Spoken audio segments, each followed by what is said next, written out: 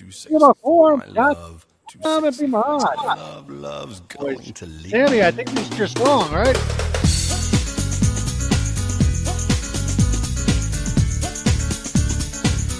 Oh, Lion Sammy's ready for happy hour here. Lion is gonna love that intro with What's up, Sammy. Ivy? Sammy, show that tat again for the folks at home. Oh, What's boy. it say? AEO? Is that It's, AEO? truth, wisdom, and brotherly love. Truth, wisdom, and brotherly love. Always three good values to live by. What is going on, everybody? Welcome back to the lobby. Episode number 115 with Sammy and Reload. Hopefully, Donnie will pipe in, and hopefully, Pipe will pipe in later on. But Sammy, what's up, buddy? How you doing? Great Hawaiian shirt. Yeah, I got a array collection of Hawaiian shirts, over 10. It's kind of funny. I went on a date with someone last week that was 26, so about 9 years younger than me, and she was mocking me for the Hawaiian shirts. It's good to get a different perspective, I guess. But I was just like, "What are you hating on the Hawaiian shirts? They're very, they're open, they're airy, especially when it's 95 degrees right now in upstate New York. They're fashionable, they're colorful. I mean, sure, I'm not in Hawaii, but I mean, I think they're stylish. But it was good to hear from a different perspective, for better or for worse. But I'm going to keep going because that's what's in my closet right now. There you go. 26-year-old. You found her on Tinder, I assume. Hinge, yeah. Hinge, same shit. How did it go? Give us a quick dating recap. Yeah, I thought it went well. She came over. We drank a bottle of wine. We went to the mini golf course. We had some ice cream. We planned a second date, and then that hasn't happened yet. So, hopefully you don't get ghosted. No, that's kind of what I'm hinting at. This happened on Friday, and I haven't talked to her since Sunday. So it's been 3 days. Really? So, yeah, shit happens. But, are you the guy that texts right after the date? Hey, it was a great time to see you. We should plan a second date, or do you wait a couple days? What's your strategy for all the? And I know there's a hell of a lot of single men. Shout out JJ Gold. But what's your strategy for the texting game? Yeah, it's definitely a tough game because you don't want to be over talking. You want to be overbearing. We talked pretty much all day Wednesday and Thursday, then had the date on Friday. We actually made the second date plans in person on Friday, but then on Saturday, a few messages, not much dialogue. Then Sunday, even less dialogue. I tried to confirm the plan. She said she was tired, whatever. And then sent a generic message on Monday, nothing back. So now I'm not being over talkative because when was the second? Because here's the thing: if she's interested, she'll reach out to me. Type thing. It's just like a car sale. Don't be mad when they don't buy. You can't be offended by rejection. You send a few messages. If they don't come back or if they don't text back, you don't want to be over eager or overzealous or feel like you're desperate. So hey, guess what? If they're interested, they'll reach out. So no hard feelings. I would just, I guess, rather be the adult onto it and just be like, hey, I'm not interested, rather than not respond. But you know what? It is what it is. I don't need closure for one date, so just move on. I mean, that's the problem with all this, technology. I don't know the girl, but I guarantee you she's probably talking like 30 or 40 other guys and weaning out her that's a large number. Definitely not that number. You're definitely getting too much into social media and that. I'm sure you're probably right. Maybe a few of them, right? I'm not going to not acknowledge. I don't talk to a few. I'm not talking to 30 fucking people. I don't even know 30 people in my life. Well, I mean, you're on these dating websites. You're probably having multiple conversations with multiple women. Yeah, I agree, but it's definitely it's not 30. The numbers. But you're not a girl. I guarantee you, if you were a girl, your fucking inbox would be lighting up. I can agree that it's lit up, but it's not. You're not actively talking to that many people. 0% chance. 0% chance. All right. Moving on. Reload, what's up, buddy? Yeah, doing well here. Summer's happening here at Stadium Swim in Vegas at Circa. It is hot. It's Stadium Swim, 108 degrees. Yeah, I could use one of those. I could use one of those island shirts right now. We got there's Bet Bash going on at Circa. I don't know if anyone's been following that event. It's basically every sports betting scam artist in the world shows up for that.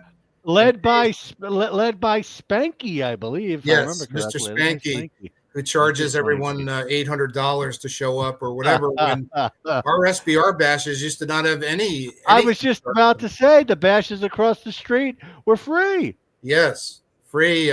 Really, any of these forum bashes, I can't remember any. They've all been free. I think when the RX did a couple, they were free. Never charge anything. You just had to pay for your plane and. just get there in one piece. And I remember one year SBR was reimbursing airfare. Oh, I must have missed that year. Yeah, I don't know. I guess don't that was think when I was on I staff. ran. Maybe that was maybe for the staffers they did. I don't know. Yeah, I don't remember what was going on. No, I specifically remember for the posters. Because I was working, I think we were working for them at the same time that year. And yeah, I specifically remember that they were going to reimburse like the first 10 posters that signed up, they would get their airfare reimbursed. It was actually a good deal.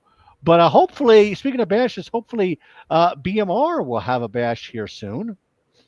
Oh, that would be great. Yeah, we could have it in Costa Rica at the Hooters in San Pedro there. A lot of good spots.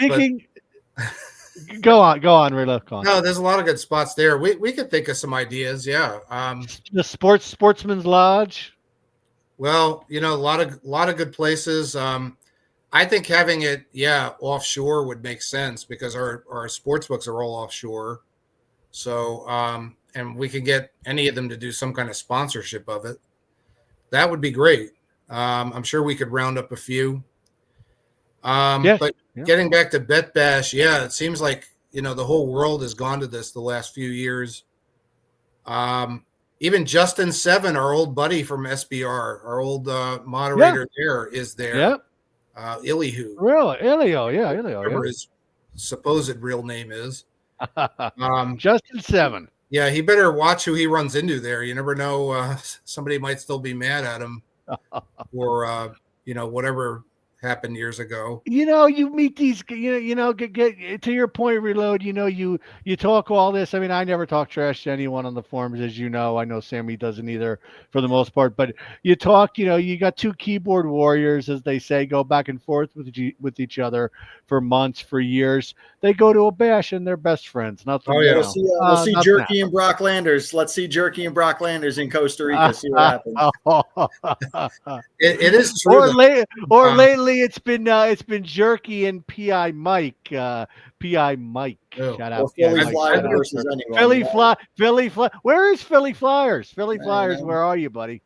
We all miss you here. Yeah. We all miss you here. You're trying to talk in capital letters like all caps. We all miss balls. you here, buddy. Yeah.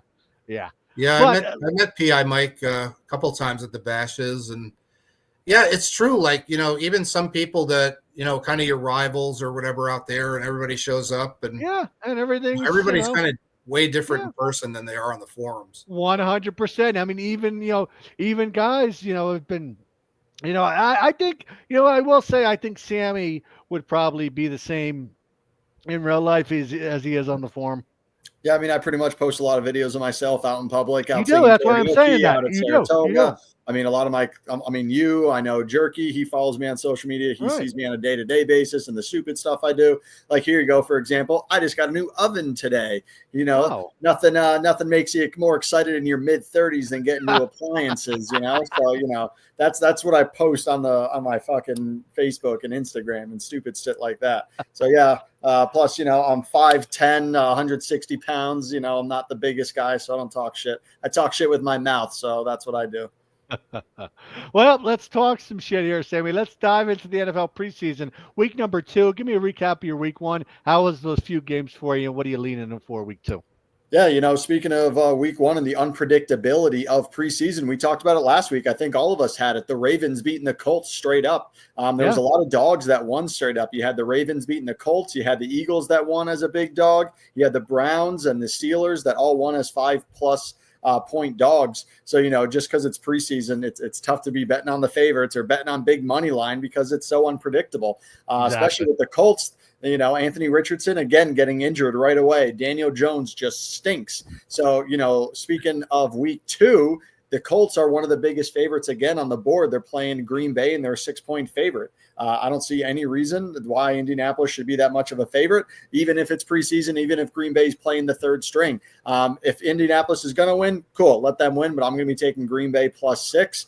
I like Houston as a small favorite over Carolina, and I'm going to go against the Cowboys because, Baltimore Ravens, they don't lose preseason, just like the Ravens beat the Colts straight up last week. The Ravens don't lose preseason. Going to take the Ravens -1.5 over the Cowboys. All righty, Sammy. Good luck with those. Reload over to you. How was your week one, and what are you leaning preseason week number two? Yeah, week one was interesting. I know I gave out the in that Raiders Seahawks game, Yeah, I you gave did. out the under. The under. Fortunately, Yep. it didn't cash. It ended up going over in the fourth quarter. But I think I had the right idea at least. And as long as you can learn from what happened and try to apply it to week two, that's what we're going to try to do here. I think if you look at the first week of the preseason, almost all the games went over the total. I think all but two of them. So only two of the unders cashed everywhere. So I guess, uh, this week I think there'll be maybe some overreaction to that. You notice that some of the totals seem a little higher than last week. They've been posted higher. One game I had an eye on was the Seahawks Chiefs. The total opened in the 30s. It went up to 42 and a half earlier and now jumped back down 3 points to 39 and a half. So that was going to be my play to take the under there, but I'm going to keep watching that as it goes up and down. And there were some other games later in the weekend, same kind of thing. I think you just got to look for the value there. Try to go the other way on some of these totals or sides that are being bet. You know, you can only read so much into some of these what these coaches are saying before the games, like how long they're really going to play everybody. You And never know what's actually going to happen until the game. They could change their you know, mind and not even report it. yeah, you never know. And with these totals, I think sometimes that first week, like these guys are getting beaten up in camp and they get out there and they're out missing tackles and things like that. I think maybe the second week, you might see a little more effort out there, hopefully, and maybe a tighter game. And also, the coaches start to think the better of it as the regular season hits. Yeah, you see some of these injuries. What was that one game where they stopped the game for 15 minutes, however long the guy was laying there, and they were Right. snapping the ball, running the clock out. When you see things like that happen, the coaches really start thinking the better of it, regardless of what they said before the game. They are just going to look to get out of town. So unders in week two, that's what we're looking at. All righty, Reload. Good luck with those. And Sammy, before we jump into MLB, guys, run, don't walk. Run over to Bet 105 today. Any MLB game you bet, pregame, live, player props, $100 or more bet gets you a $25 free bet tomorrow. 7 day expiration date on there. You have 7 days to use it with a 5 time rollover. I mean, if you're going to bet, why not get 25% for doing nothing, Sam?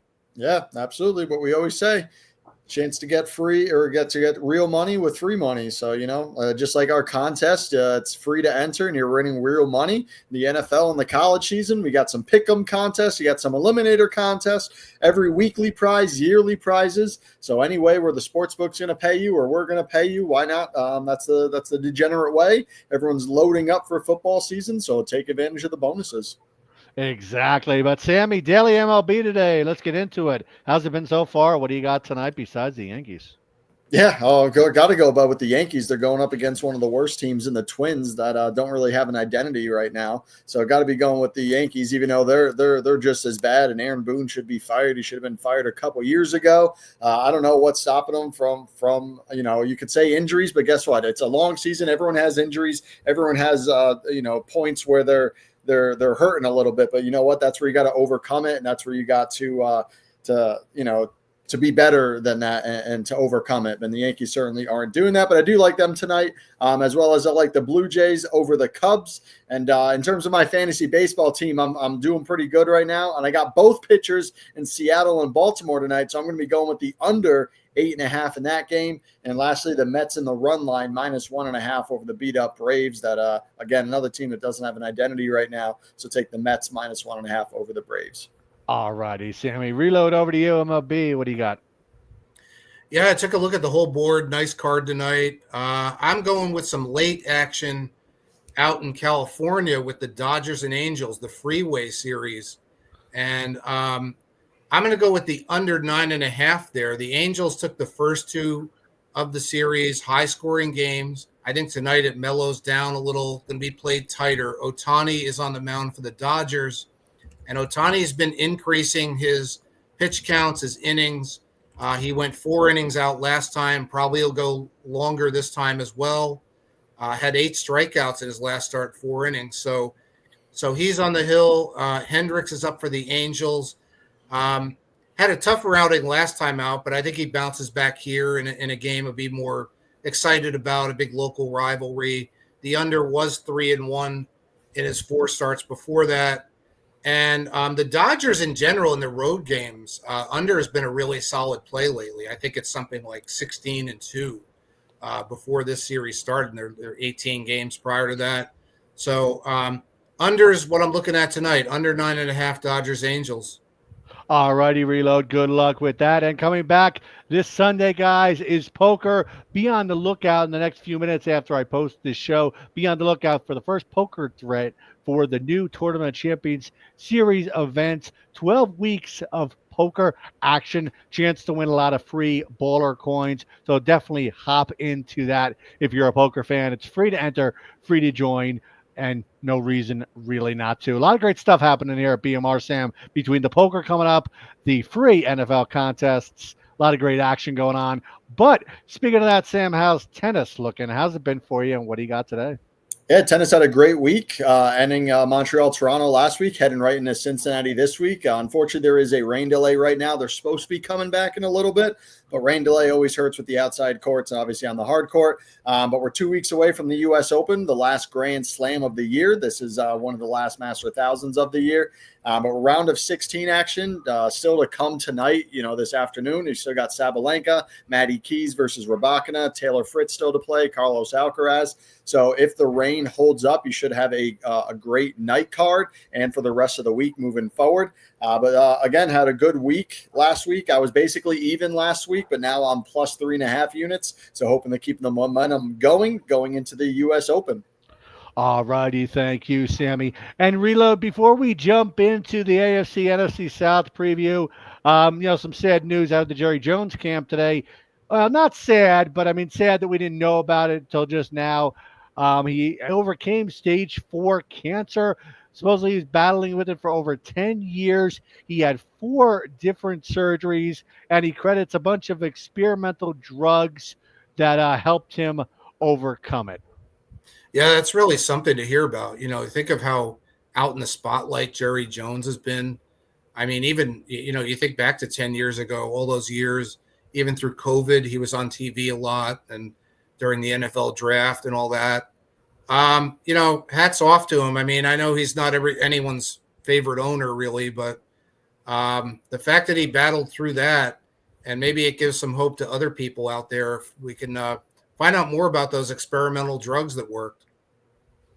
Exactly. Sammy, over to you. I know you're a Cowboys fan. What's your thoughts on this? Yeah, I mean, whether you're a Cowboy fan, whether you're a Philly fan, doesn't really matter. Human nature is human nature. You don't want to hear anyone having cancer and succumbing to it. But on the other side, it's, what does money buy? Magic Johnson has AIDS for the last 30 years, and he's as healthy as anyone can be just because of all the money that he has. So, hey, good for him. But if someone like me or you had that same issue, hey, right, would we have been alive for the last 10 years, or would we have already, passed away due to the implication of the cancer? So, hey, great that it was doing it. But, in the end of the day, money is what always leads to finding these experimental results and these miracle medicine. Exactly right. Yeah, Magic Johnson having AIDS, that brings back a memory of mine. I remember where I was when that news was announced. Really? That's how significant it felt. Yeah, I was out playing pool at the pool hall right around the bend from here, and it came up on the TV, and I was like, wow, just one of those shocking pieces of news, and then it was really, it was kind of great really seeing all that happened after that with his play, how he still played in the NBA All-Star game and all that. It was just amazing in those few years. Wow. Sammy, let's jump over to you. Let's talk some football. AFC, NFC South divisional previews. Start with the AFC. Who do you like to take this one? Yeah, the AFC South might be the worst division in football, and you could also base that off the over-on win projection, where the Houston Texans, who are favored to win the division, is only favored at 9.5 wins. So, and the juice is on the under, so they're projecting a 9-8 potentially for the leader of that division.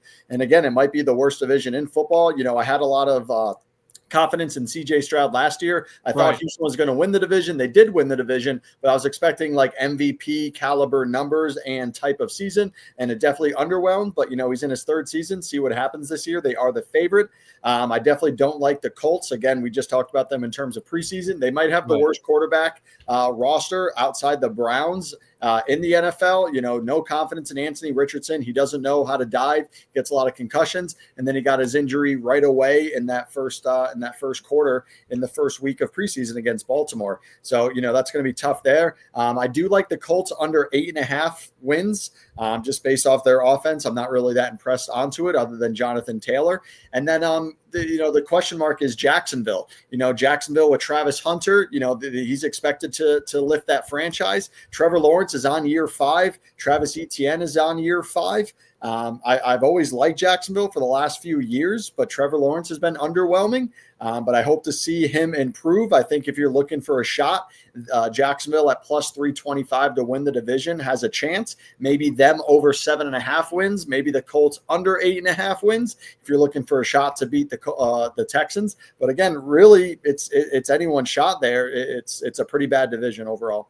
All righty, Sammy. Thank you. Reload AFC South division. Who do you like in this one? Yeah, I agree. It's a tough division.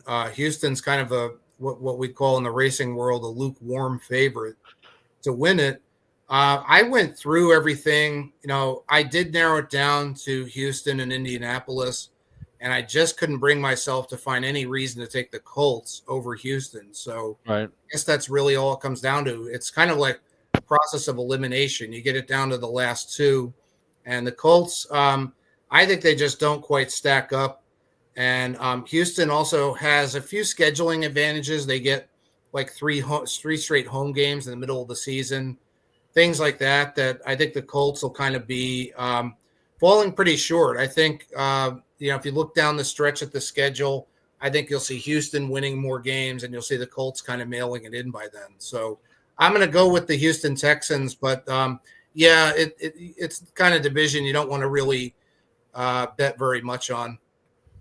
All righty, thank you, Sammy. On the other side of the coin, NFC South. Yeah, the NFC South might be the worst division in the NFC. They might be the second worst division in there. But Tampa Bay, back-to-back division champs, is definitely the favorite to win it, and justifiably so. Baker Mayfield had a great season last year and projected to have another good season. You got Bucky Irvin in his second year. And then, of course, you got two of the top wide receivers and a Hall of Famer in Mike Evans, Mr. 1,000-yard, and Chris Godwin. So those two coming back, Bucky Irvin coming back, Baker Mayfield, that threesome, that tandem coming back. No reason to say that their offense slows down at all, and they're definitely the best offense in that division. I do like Carolina. Bryce Young is improving his first full year last year. I went down to a game last year where they did beat New Orleans, and there's a lot of heart and a lot of hope in that city for that roster. And again, they still have some shakiness and some questions, but they got the rookie wide receiver in Tatera McKillen. You got the veteran Adam Thielen over there. You got Xavier Legette and Jalen Coker year 2. So they got some young talent, and see if they can put it all together. Maybe Carolina over 6.5 wins, but I don't think enough to win that division. And I just don't like New Orleans. They're like a 5-win team, and I don't like Atlanta enough with Michael Penix Jr. Taking the reins at quarterback. I don't, it's first year leading the way there. Tampa Bay should win that division at -110. There's actually good value there. I think they could be higher at like -160, -170, -180. So -110 is actually a good number there for Tampa Bay. And I just don't think there's enough weapons on the other parts of the division to overcome Carolina or Tampa Bay. All righty. Thank you, Sammy. Reload over to you. NFC South preview. What do you got? Yeah, I'm with Sammy on that too. NFC North, excuse me, not South. This is the NFC South. So, same thing. Tampa Bay. Again, it's a tough division. It's not something you really think, they're not going to win leaps and bounds over everyone. But again, I narrowed it down to Tampa Bay and Atlanta. And I think Tampa Bay has some advantages over Atlanta. First of all, I think the two matchups between Tampa Bay and Atlanta themselves, I think Tampa Bay can steal the road game in Atlanta early in the season. I think that's even week 1. And then late in the season, Tampa Bay gets to host a Thursday night game against Atlanta. And going into that, Tampa Bay actually has 2 straight home games before that. So it's kind of a nice scheduling spot there that sets Tampa Bay up to hopefully win down the stretch at the end. And hopefully by the time they get to maybe one of the final weeks, they might have already clinched or something like that. So I think Tampa Bay has a slight edge, and I would go with them again. Odds aren't great, but they would be my pick to take the division. All righty, Reload. Thank you. And thank you to each and every one for checking out this episode of The Lobby, episode 115. We will see you all on the forum. See ya.